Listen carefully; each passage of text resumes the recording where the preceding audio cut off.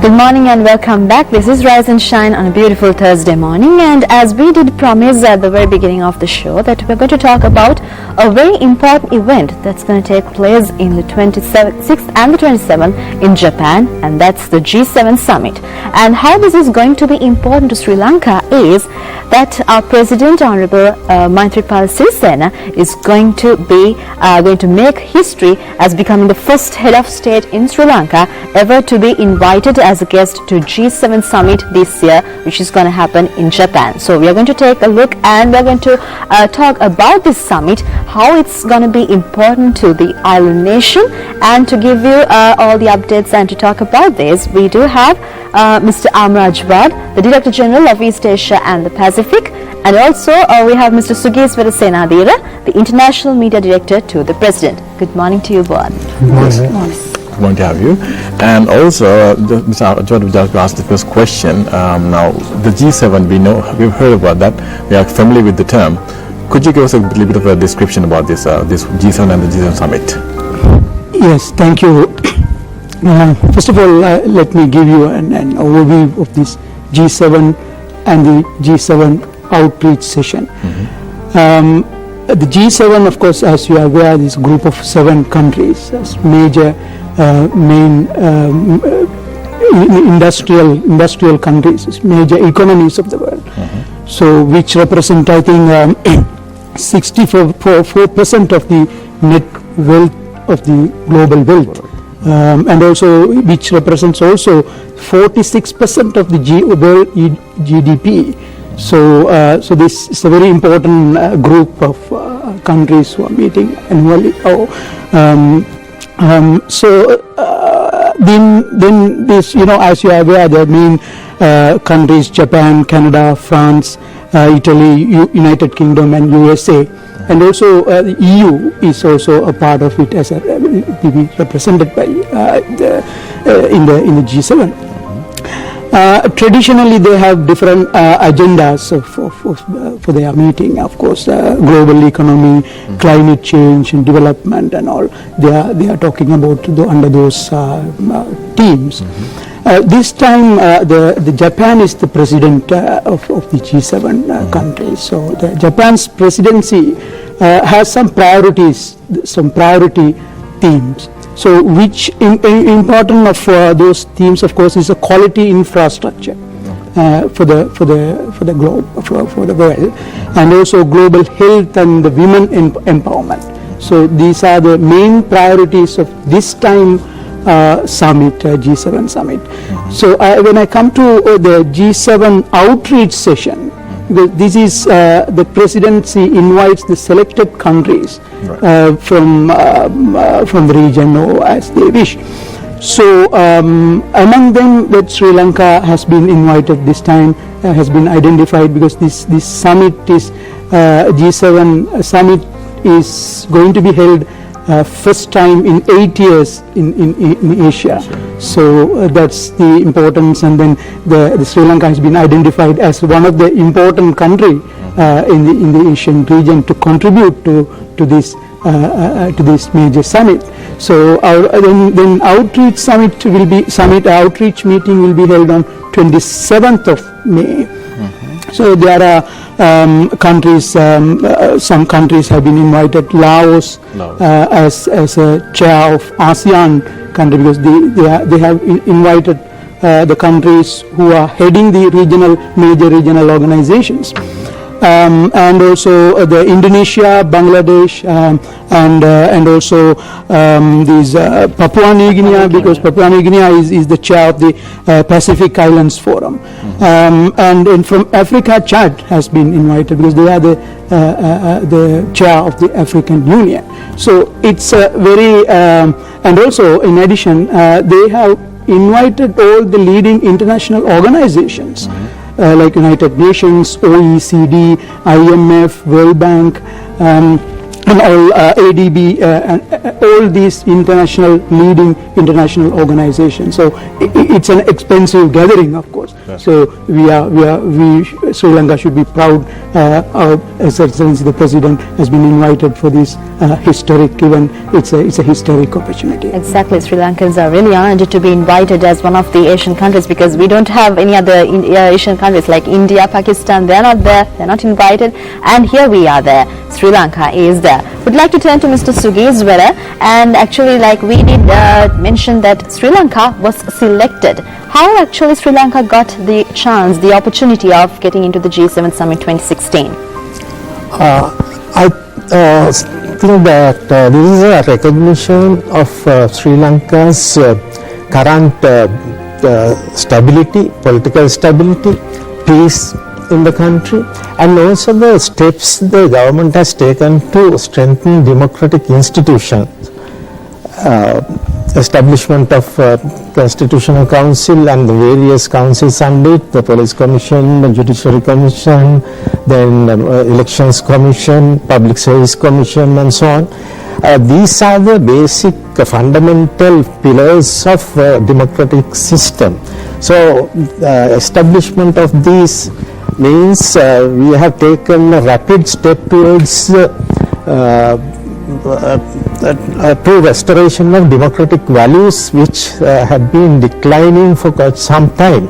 Of course, Sri Lanka, the country which is proud of adult franchise since 1931, is it then of course we had tradition of change in democratic governments through exercise of franchise almost every 5 years in the first 2 decades. In the first decade, immediately after the independence, we followed the pro-West foreign policy, and we had even British bases here. But despite that, we had established close links even with China, though we didn't have diplomatic relations at that time.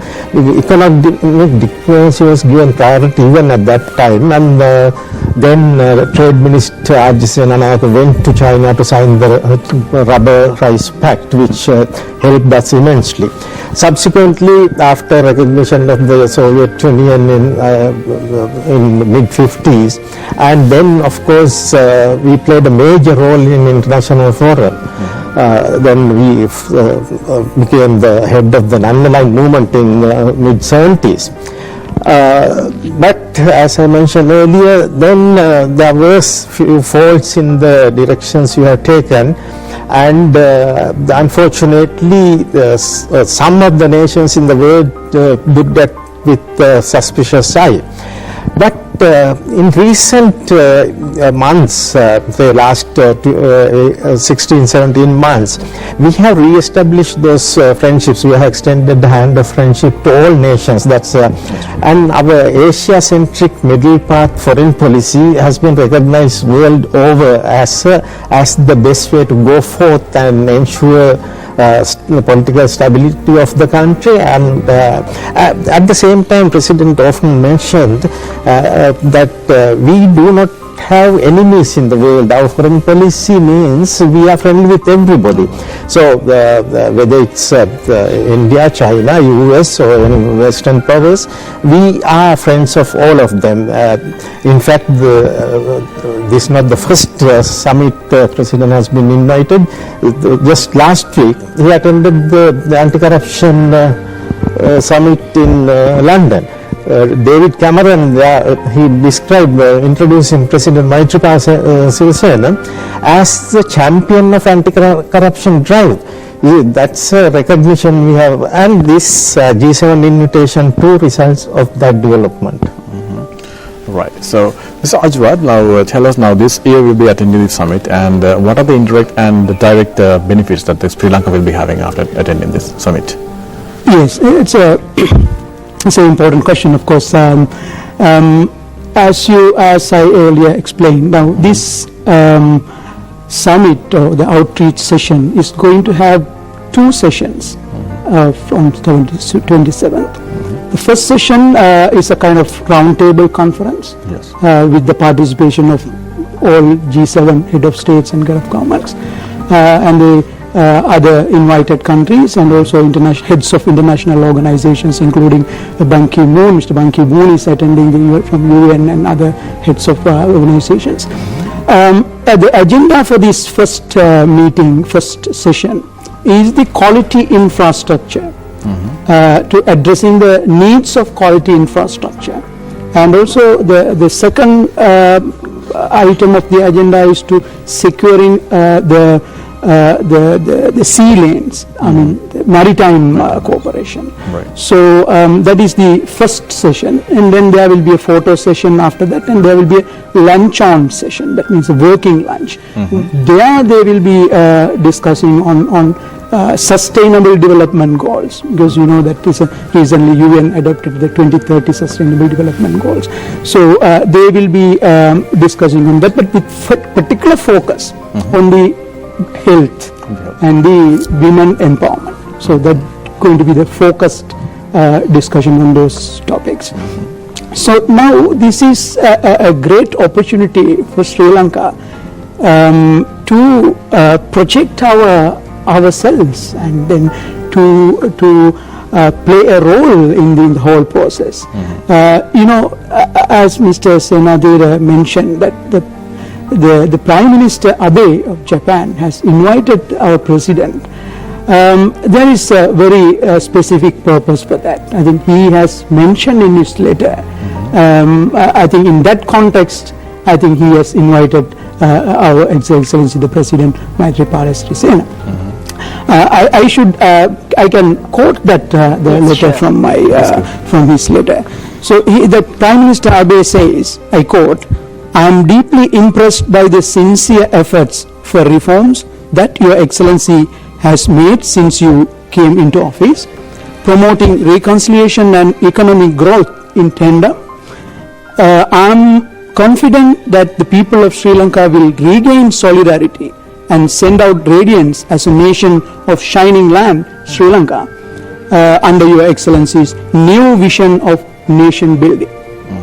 These are very nice words and beautiful language he has used in his letter of invitation. So that gives the gist of what the purpose of the President's attending the session. So so I think this will be a good opportunity to interact with world leaders and to brief them about our programs, our development, current political, economic developments in the country, reconciliation efforts that we are taking in the country, and also it will be a good opportunity to brief them about our future plans and programs, because as this is the time that we embark on a journey to regain our past glory of South Asian hub of Sri Lanka is a center has been playing a big role, east-west and south-south trade routes. So we embark on this journey to regain our past glory. So this is a high time, is a very right time and the right person to present Sri Lanka's case to the world leaders at this forum. Exactly. Well, Sri Lanka being selected out of all the Asian countries, Sri Lanka really honored to be selected to attend this summit this year, and we are going to face the giants, Mr. Ajman, like we are facing Canada, France, Germany, Italy, Japan, UK, USA and the EU as well. So what role as an island nation does Sri Lanka have to play in this particular summit this year, 2016, in Japan? Yes, of course, now as I earlier mentioned that the main topic of the session is the quality infrastructure and the securing the sea lands and sea cooperation. So as Sri Lanka is an island nation, so we can play a big role because now we are promoting Sri Lanka as a hub for maritime cooperation, for technological cooperation, air hub, and then logistics hub. So all these aspects we are promoting Sri Lanka. So this will be a good opportunity to promote and then play a role in Asia because then the invitation, the purpose of the invitation also, the meeting also, the President, Prime Minister Abe has mentioned to engage in discussion to explore the needed to sustain the well-being of Asia. So that is one of the purpose of this conference, to discuss, to engage. So we will be having a golden opportunity to present and play an important role in this process, and also to present our case, our development process, and to invite cooperation and collaboration from world leaders under one roof, that we are going to meet them, all of them under one roof. So right. It's a golden opportunity. It's a golden opportunity. Mostly, I think the President Mahathir's guidance and also the geographical location of the country is actually helping this. And Mr. Sugis, one I would like to ask you now since this summit is happening in Asia, last time it happened in Germany. Now this time it's happening in Asia. Is there some kind of a large benefit that's happening to Asia because it's held in Asia? Of course, we expect quite a few benefits from this thing. Now, in addition to what Mr. Judge mentioned, now Prime Minister Abe has introduced about this hub concept. That is our futuristic agenda. So there, he says, discuss promotion of international efforts. That is about the hub. There's one more thing is promoting universal health coverage, as he mentioned, that we can get immense benefit. Yesterday, Prime Minister Abe's special envoy called on President Sirisena. He point blank he asked, Your Excellency, what do you require? So he mentioned the health facilities and about his pet subject of chronic kidney disease prevention and eradication. So for that they are ready to extend assistance. Immediately he said he would during bilateral discussions on the sidelines of the G7, he said he will take this up and announce whatever possible assistance to be given to Sri Lanka. In addition to that, Anuradhapura water purification project. Right. Then Colombo Harbour new phase. Japan is going to assist us.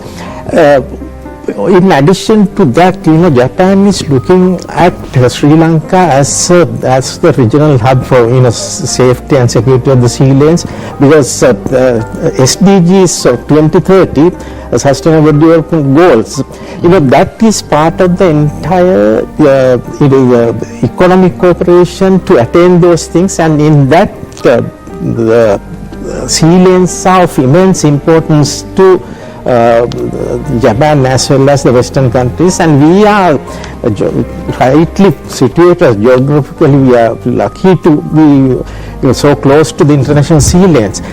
Hence, there's an immense interest in promoting Sri Lanka as a regional hub for navigation, and with the expansion of Colombo Harbour plus the Mattala Harbour, we will be able to gain.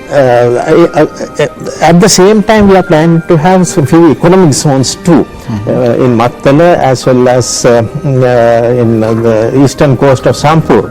So with this, and Sri Lanka can gain, when you discuss with, as Mr. Ajat said, the 7 most affluent nations in the world, and over the lunch and the dinners, also the discussion will be how a small nation, developing nation, resurgent nation like Sri Lanka could get the assistance.